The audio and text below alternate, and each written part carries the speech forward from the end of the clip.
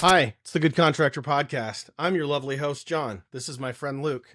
I'm just trying to come up with different ways for us to start this podcast. But I want to do it in a very community-like way, because guess what? We have a new community. That's what I want to start today with. If you go to community.companycam.com and you're a contractor... .4chan. No, not .4chan or QAnon or any other weird place. No. This is not community.companycam.com. There's nothing else on the URL. That's what I said. This is a place for contractors to come and talk about business or tell stories or best practices and all that good stuff. And guess what? You may even find Luke there under the name Hans Luke. So I want to get into two things real quick. Why did you choose Hans Luke on the new CompanyCam Community forum / message board for all of us old people? And two, when are you going to post, and what will be your first thing that you post? You're going to learn a new word today, John. That word is to concatenate. Concatenate. Oh, yeah. That means combining two words, or I think maybe like appending a word. New word for you too, appending, with a new whatever. It's just cutting words in half and mixing them together. That's what it is. Luke Hansen. So Hans Luke. And the reason I did that is because when I signed up for my Gmail account like 400 moons ago, I measure in moons now because I'm becoming one with the earth and or whatever. I'm not, but it's a long time ago. Shit. The point is, that was available. Like I could have got like Luke Hansen 69 or whatever, but that was taken. And so I had to move 69? To. Why is that like an address? Oh, I don't, it's funny because, that reminds me that I watched Dodgeball with my kids this week. Reminder that Dodgeball is wildly inappropriate for like a 9-year-old. Yes. And my father-in-law didn't know that, and he led us down the wrong path. And I was like listening to these like jokes. I'm like, holy cow. They could just do anything in the year 2004 or whatever that movie came out. It's a bold strategy, Cotton. Let's see if it pays off for him. What are you going to post? What is your... I am so nervous, yet I haven't so had excited. A chance to ask ChatGPT. I'll have to put Grok into like the inappropriate mode and then have it write a post for me. Please don't. No, we're running I work for a great company here, and I'd like to continue working here at this company that's doing well. I feel like they sorted out that Mecha Hitler thing that was going on over there. I'm going to be honest with you. The older you get, like when you're a kid, you think adults know what they're doing. You know what I mean? Like they're going to show me the way. I'm a kid. They know that. Mm-hmm. Yeah. The older you get, you realize most people don't have a clue what's happening on a daily basis. Adults and it makes me don't feel so much exist. Better. There's no such thing. It's just an idea that they sell to kids to get them to do what they want them to do. It's not a real thing. There are no adults. So we're all just big kids. Yes. Is what you're saying. We're all larger, like of varying degrees of maturity children. And it's when you view the world that way, then everything actually starts to make sense. Oh, just because this person looks old doesn't mean they're necessarily an adult, more mature than me. So we're going to invite, come to our community, adults. I'm so nervous, though. One of the great things about the form that we have set up is there's a lot of different ways to slice it, and that you can look at like the most recent discussions you can check out just by topic. You can, do a search and dive into specific things. And if Luke gets into one of these rabbit holes like we're discussing right now, and this thing goes on like 25 pages, like he's finishing up with this summation about being one with the moons or posting right now. I'm so scared. I urge you to go to community.companycam.com if for nothing else, just to see what Luke posts. Done. I don't know how you can be one of my... I don't know how I can Don't say it on the podcast. People have to go see what it says. Yeah, they have to go to community. But you should go read it right now. Oh my God. What is the... Okay, I'm not going to read it aloud. That's community.companycam.com. Go there to read Luke's post. It is... Wow. Well, and then you have to respond. You don't just get to show up and lurk and like... No. You can make something up, but I would say... we should go in there and have a lively discussion. And we could also talk about other things. But I don't want to front. You know me, John. I'm not one to front. The kids still say that, right? Yeah. Front as a... Do they still say fly? Like a super knowledgeable contractor. Yeah. I'm fly. I'm fly because of what I'm wearing. You're super fly. Okay. Hey, No, they don't say that. that reminds me. I think of these phrases that have staying power that roll across generations. And the word I was thinking of was dope. Something's dope. Yep. Like that kind of, it's not like everyone says it, but it almost like hasn't actually ever just like completely like shifted out. Whereas now there's all these new ones. We've talked about this, that you're like, you can't even like say them with a straight face because you look like such a moron. You only do it to embarrass your kids at this point. So funny you brought this up because dope, sick, and this sucks I saw in 1980s movies recently. So that means that those three words have spanned across the 1980s kids generation, the 1990s, 2000s, and here we are in 2025. And though I at least hear people saying that's sick, I've heard dope, and obviously that sucks. Those have continued to move forward. If you were sitting over the shoulder of someone reading my discussion thread on our message board, you may hear one of those three. Maybe you would hear "this sucks," but it would be an opportunity for you. Imagine, you know what Josh is going to say when he has to edit this episode down into something usable? This sucks. But then he'll hear something and he'll be like, "Oh, that was dope," but this whole thing sucks. No, I want to get into something really quick. And you and I've talked about you speaking Spanish in the context of being on a job site. I heard you minored in Spanish. Is this an accurate statement? I don't like to say that because that raises the expectation level of my Spanish. Means you're fully bilingual. Okay, I'm glad you got that. Yeah. Right. I have spoken a decent amount of Spanish in my life, traveled a lot in Central America, which is dope. That's sick. I've worked with a lot of dudes that speak Spanish as their first language. That's where I learned the language in Spanish. And then we lived in Spain for a year. And so picked up some of that Spanish. When you were working in the trades, when you were working in roofing with those that spoke Spanish as their first language, were there times where you were like, okay, this person may speak two languages, they may speak one, and I've got to like get my brain going to where like you're learning at the same time needing to communicate. Well, it's almost like whoever speaks the other language better. You know, like there's certain people I'm like, okay, you speak both, but you speak English better than I speak Spanish. So we're speaking in English. Or it's the other way around where it's like, okay, my Spanish is better than your English. So, we're going to roll in Spanish. And sometimes you find yourself in that in between, like, you're trying to remember a word or a thing and you just can't remember it. But they might know it in English because it's been said a lot. But like even the idea of Spanglish, like, happened because of this sort of mix where people are like varying degrees of conversational in different languages, and then things just, I don't know, become words. And language is interesting in that way, in that like it changes over time. Like if you heard someone speaking English from 1,000 years ago or whatever, you would understand like next to nothing. Over there, that creek, man, I found a couple of shells on the arrowhead. So much of it is like talking about where, like, not where things are, but you think of like up, down, around, behind, to the left, like all of these, like these things like por atrás, like that means like behind or something, like all these phrases that are, it's that kind of directional. I forget even what type of words those are. That's a lot of the stuff you learn, because it's like, let's say you're barely there. You're like holding something and you're like, you put this por atrás, like behind there, it's like the beginning of just being able to orient things in the world. Latino team members on the crew, like how did they view like American culture and like what did you guys ever get into those discussions on the job site? And like, I don't know that we were operating at that sophisticated of a level. Everyone's, you know what you'd deep, say a lot? so. It's pinche hot out here, man. Pinche calor. That just means it's effing hot. You hear that a lot.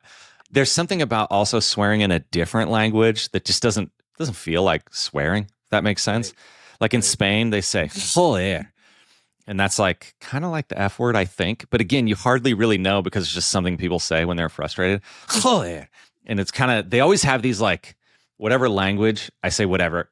2 languages is my sample size, so take it. Right. We could find some sort of legit polyglot here to correct me, but like they always kind of have these strong, like, like these like strong sounds that are like leading into them. Thing you run across is like, especially from trying to learn another language, is that like if someone doesn't speak that language very well, you do want to speak to them like you would speak to a child. If you're, and it appears to be patronizing from a distance, like you're talking down to someone, when actually it's extremely helpful. Like if you know that I don't speak Spanish like super well, and you're hitting me with like 1,000,000 miles a minute, like it's hard to keep up with. Whereas like if you're speaking clearly, kind of slow, and using like a little simpler way of saying things, then I can understand you. You can understand me. I remember hearing my dad, he was talking to one of these dudes, and he was saying something like, I think what he said was "what for," which isn't the worst direct translation into Spanish, but it's a little confusing, because if you say something and I say "what for," what I really mean is why. That's what I'm asking. Right. But like, there's all these like ways that we just normally talk that are a little confusing, that if you're sort of running the direct translation thing in your brain, kind of like they just take you a little long. The one that always comes to my mind is "hit the hay." I'm going to go hit the hay. It's like, what does that mean? That means nothing. Like what, like, and because if you're trying to translate this, and these happen in every language. And so having picked up another language, you learn to avoid these type of things in your own language when you're speaking to people, and then vice versa. And that is like actually a nice thing that you can do. So people would do that for me. But the other thing about Spanish is there's just so many varieties, like you think of English, and it's like, you could learn English. You grow up somewhere that has like a very, very distinct, almost, I think of like Kentucky or Georgia, or just this kind of Southern, like very, very, I'll say like distinct accent or way of speaking. And there's certain words and stuff that like, even if you talk to me and I didn't grow up there, there's going to be moments where I'm like, what are you talking about? Right. And then but imagine like you take a person from like Northern Ireland and someone from Kentucky. They're both speaking English. They can successfully communicate with each other, but there's like a lot like missing. Yeah. And with Spanish, there's more countries, there's more places, like there's just a ton of places where people speak Spanish, ton of different words. My wife was a Spanish teacher in high school, and she lived in Spain. We learned, you speak a lot of Spanish, and there's some phrases there like coger, which is like to catch something or to grab something. But in like sort of, I'll say Latin American Spanish, it's like it's got a very strong connotation towards other things. And and she said, in one of her classes, a kid that was like a native speaker, and she said, okay, coge tu lápiz, which is like grab your pencil or whatever. And he just looked at her and went, like, nope, that's not what you say. Or I was talking to a guy, he was a native Spanish speaker, and he was like in a different country at the airport. He was asking for a straw, but the word for straw that they use where he's from meant like basically drugs, like a joint or something. Like, and so he's like asking this girl for drugs at the counter of a McDonald's, just because he's using the like wrong words, which is a daily reminder to be willing to be the dumbest person in the room. You will learn the most the more you are willing to be dumb. And nothing makes you feel more dumb than trying to learn another language. 100%. Because like you are just like lost. It barely, like the idea that it's even a language is like mystical. Like it doesn't even make sense that like the sounds coming out of someone's mouth could mean anything to anyone until you start to pick it up, and it's like, oh, well, obviously, and then English sounds like that to them, and you go through this whole thing. But you have to be willing to just say things and try, and you will get laughed at, not even because people are mean, but because you are being ridiculously funny in your ineptitude. There's nothing you can do about that. Yeah. The more you persevere through that, you can actually learn a language. You can learn all sorts of new things. Our unwillingness to look stupid and to be willing to be like, in a sense, embarrassed by our performance at something is like one of the largest things that is holding any one person back from really becoming good to great at something. Yes, absolutely. People don't want to look bad, but it's like you have to look bad to suck less. Like to be good. Yep. That's right. To do good work. I'm interested your perspective. You didn't just minor in it. You didn't work on a job site with it. You didn't just go over like abroad and teach it. You like, and having to speak the language in a real, like multiple different places. You obviously, when you started CompanyCam, knowing that people speak Spanish and English on job sites, you knew that was going to be a part of the app. How did all of those different things, like, I'm curious, how did that influence the way you look at our product today? That's why photos are like, that's a huge part of why photos are so valuable, because they skip the language barrier. Like, we're looking at the same thing. I'm not describing something to you. You know, I can look at it, I can point at it, and we can kind of like move past the language barrier. So just like photos, videos, etc., super important. That doesn't get you all the way there.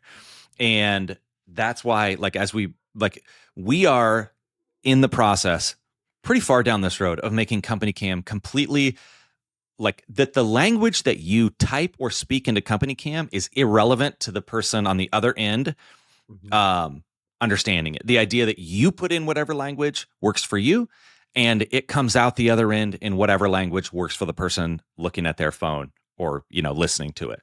That is a never-ending problem. And the amount of times that we ran into issues where there was miscommunications across languages, like these situations, like, we want to help people avoid those, not just by seeing the same thing, but by making it such that that you don't have to embarrass yourself, you know, like, because that's a reason. Like, a lot of people, and myself included, a little more hesitant to write it down than to even just try to fumble through something. Because when you're speaking, there's feedback.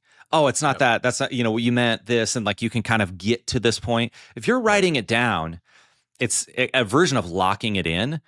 And in our case, it's like, oh, well, if they can just write it or speak it in whatever language they feel most comfortable, and then everyone on the other side, again, whether it's a checklist, whether it's a comment, like, we are on this path of saying, you just put it in your language. It can come out in any other language.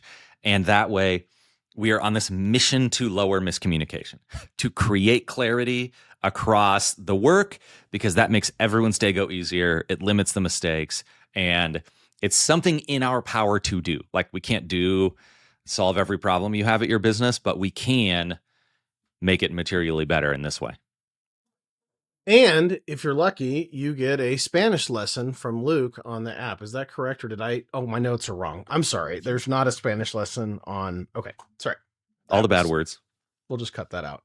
I urge everybody to go to community.companycam.com and check out what Luke posted. I assure you that you will be entertained. Maybe I'll go post something else in Spanish.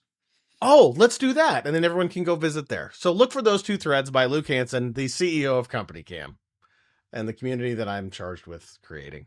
And I don't know what see, I'm we're doing the same. anymore. He's showing the tattoo. See, we're the same. He's got a ring tattoo. Yeah, I have a tattoo. We'll see you guys next time.